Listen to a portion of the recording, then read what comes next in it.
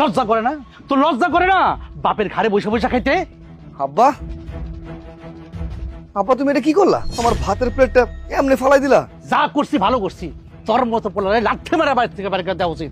Income করে খাইতে পারস না, খাইতে পারলে খা, না করে বাড়িতে বেরিয়ে যা। তাই বলে তুমি, আমি খাইতে বসলাম, আমার হাত থেকে প্লেটটা নিয়ে তুমি এমনি ফালাই দিবা? যা করছি ভালো করছি। আচ্ছা তুই যে বাপের ঘাড়ে বসে বসে খাস, তোর লজ্জা করে না? আমারই তো লজ্জা করে। আপনি এগুলো কি শুরু করলেন আমার পোলার লাগে? তুই চুপ কর। তোর তোর আজকারা পায়ে পোলার আজকে এই অবস্থা। আরে ক্যারামের পোলা পান্ডা পড়াশোনা করে শিক্ষিত, চাকরি বাকরি করতেছে, তার পোলা আমার কান দিয়ে বসে বসে ভাত গিলে। ও আচ্ছা, তার মানে বুঝতে পারছি, আমি এই বাড়ি থেকে চলে গেলে তোমার শান্তি হবো, তাই তো? ঠিক আছে, তোমগো বাড়িতে আমি আর একটা মুহূর্ত থাকুক না, আমি অক্ষণি এই বাড়ি থেকে চলে যাবো।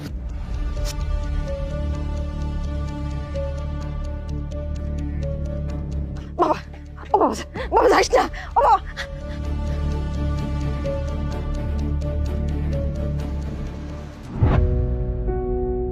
কই যেতেছো তুমি? এই বাড়িতে আমি আর একটা মুহূর্ত থাকুক না, আজকাই এই বাড়ি ছেড়ে আমি চলে যাবো। কি কইতেছো তুমি? তুমি এই বাড়ি ছেড়ে যাবা? কই যাবা? কোনো কিছু চেনা জানা আছে তোমার?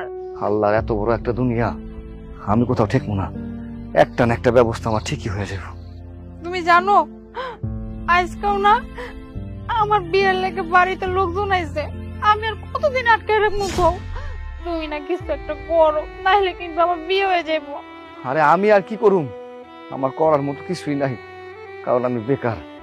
তুমি এক কাম করো, তোমার বাপে যে পোলা লোকে তোমার বিয়ে ঠিক করছে, তুমি ওরে বিয়ে করে নাও। কি কইলে তুমি এটা? তুমি খুব ভালো করে জানো আমি তোমার কত ভালোবাসি, আমি তোমার ছাড়া কাউরে বিয়ে করবো না। তুমি না, তুমি এক কাজ করো, তুমি ঢাকায় চলে যাও। ঢাকায় গেলে তুমি নিশ্চয়ই কিছু না কিছু করতে পারবা। ও খারাপ, এই যে আমার কাছে না কিছু টাকা আছে বুঝছো, এই লও। আর তোমার যদি আরো টাকা পয়সা লাগে তুমি কিন্তু অবশ্যই আমার কল করবা, আমি আমার মার আলমারিতে টাকা চুরি করে করে তোমার লেগে পাঠাবো। তুমি দেখবা আমি একদিন ঠিকই অনেক বড় হব, অনেক বড় হব। তুমি শহরে গেলে অনেক বড় হইলে তখন তো তুমি আমার ভুলে যাবা, তখন তো তুমি এই শহরের মায়াগুলোকে থাকবা। দূর পাগলি, এসব তুমি কি কইতেছো? আমার উপর ভরসা রাখো, বিশ্বাস রাখো, আমি তোমার ছাড়া অন্য কাউরে বিয়ে করুম না। তুমি দেখো আমি তোমার কাছে ফিরামো, আমার জন্য অপেক্ষা করো, আমি তোমার কোনোদিনও ভুলব না। ভালো থাও, আসি।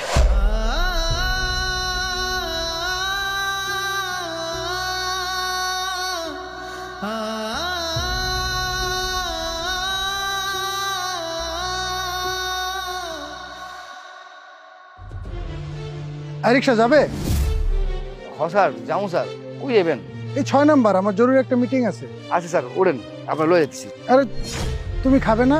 আরে না না স্যার, আমি খেলে তো আবার মিটিং ধরতে দেরি হয়ে যাবো। আপনি ওঠেন স্যার, সমস্যা নেই, ওঠেন। বাহ, তুমি তো অনেক ভালো ছেলে। হ্যাঁ স্যার, ভালো বলেই তো রিক্সা চালাইতেছি। আপনি বলেন স্যার, দেরি হয়ে যাবো আপনার। স্যার আপনি বলেন। আচ্ছা ঠিক আছে, চলো।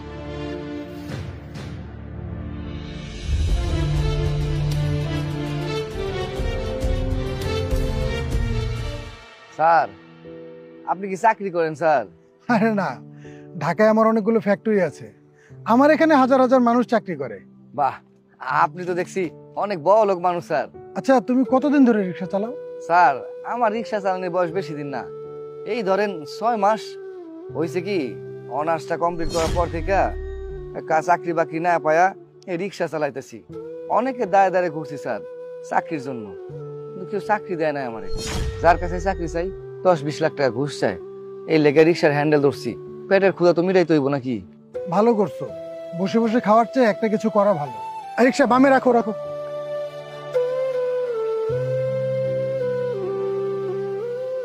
এনো 500 টাকা। 500 টাকা স্যার? আরে 500 টাকা দিল কেন? আরে আরে স্যার তো দেখি ব্যাগ ফেলাই গেছে। দেখি তো ব্যাগের ভিতরে কি আছে। আরে বাপ রে বাপ, এতগুলো টাকা! আরে এই টাকা দিয়ে তো আমার সব স্বপ্ন পূরণ হয়ে যাবো। হ্যাঁ না না, এইটা আমি কি ভাবতাছি, এটা তো পরের টাকা। টাকাতে আমার লোভ দেওয়া যাইব না। না, এক কাম করি, এই টাকাটা আমি সাপে ফেরত দিই।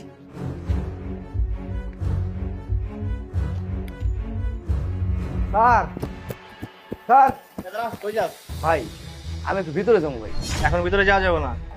ভাই একটু বোঝার চেষ্টা করেন, আমার খুব দরকার, আমার একটু ভিতরে যাইতে দেন। এ বেটা, তোর এতবার বললাম তোর কানে যায় না, যা বেটা।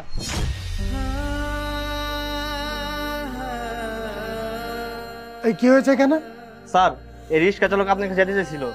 স্যার স্যার, আমি তো আপনার কাছে যাইতে গেছিলাম, কিন্তু এই দারোয়ান কোনো মতে আমার যাইতে দেয় নাই, আমার ধাক্কা মেরে নিচে ফালাই দিছে, অনেক ব্যথা পাইছি স্যার। স্যার আপনি ভুল করে এই ব্যাগটা রিক্সার মধ্যে ফালাইছিলেন। লন স্যার, এই ব্যাগ লন, এই ব্যাগের ভিতরে মেলা টাকা স্যার। তুমি কিভাবে জানো এই ব্যাগে টাকা আছে? স্যার আমি তো ব্যাগটা পাওয়ার লগে লগে চেক করে দেখছি, ব্যাগের ভিতরে না হলেও স্যার 1 কোটি টাকার উপরে আছে স্যার। তাহলে ফেরত দিচ্ছ কেন? এইসব আপনি কি করতেছেন স্যার? আপনার টাকা পয়সা, এটি যে আমি কি করব? আমি যদি আপনার টাকা পয়সা লোভ দিই স্যার, এটা তো স্যার ভালো দেখায় না। সাব্বাস বেটা, তোমার মতো সৎ যুবক এখনো পৃথিবীতে আছে, এটা তো আমার বিশ্বাসই হয় না। আর শোনো, আমার যে ম্যানেজার আছে না, ও প্রতি মাসে লাখ লাখ টাকা লুট করে। তুমি কাল থেকে আমার পার্সোনাল ম্যানেজার হিসেবে কাজ করবে। কিন্তু স্যার, কোনো কিন্তু না, এই যেন 1 লাখ টাকা, কাল এটা দিয়ে শপিং করে অফিসে চলে আসবে। আচ্ছা স্যার, ঠিক আছে, অনেক ধন্যবাদ স্যার আপনাকে। তোমাকে অনেক ধন্যবাদ আমার টাকাগুলো ফেরত দেওয়ার জন্য, আর আরো ধন্যবাদ তোমার মতো একটা সৎ যুবকের দেখা পাইয়ে দেওয়ার জন্য। আচ্ছা স্যার, আসি। আম্মা, তোমার পোলায় তো চাকরি পেয়ে গেছে, এখন তোমার কোনো চিন্তা নাই। আমার হাতে 2 লাখ টাকা আছে। হ্যাঁ, তোমরা এক কাম করো, তোমরা রেডি হয়ে থাকো, আমি কিন্তু তোমার লই আমু। আচ্ছা বাজান, শোন তুই কিন্তু সাবধানে আসিস বাজান। হ হ, আমি বাড়ির দিকে আইতেছি।